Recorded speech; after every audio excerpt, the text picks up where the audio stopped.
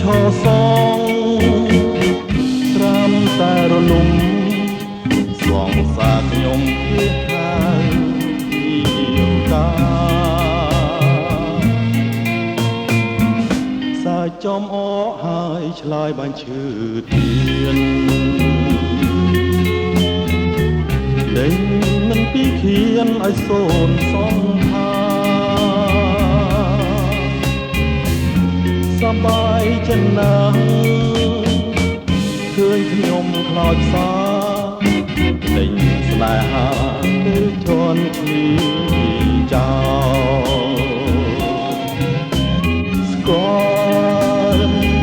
តែលីងជូចន់ពីសំបនព្រៀបបានលើដុតរោលស្នេហ៍លើទ្រូងខ្លាយជាស្រមោ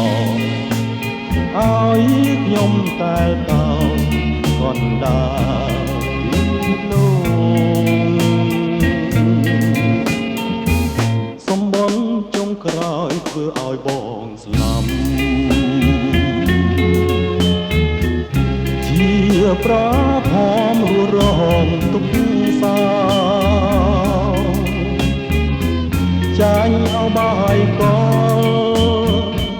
ចិនស្រីឆោបោពីប្រយោគលួងអវសានអើ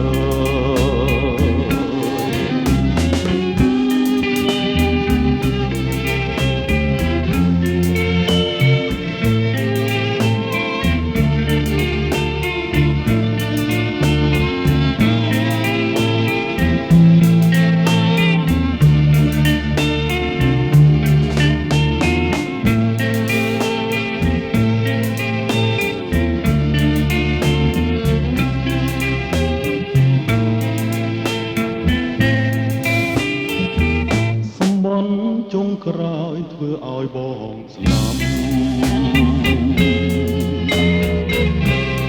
ជាប្រាភមរួនរងទុំ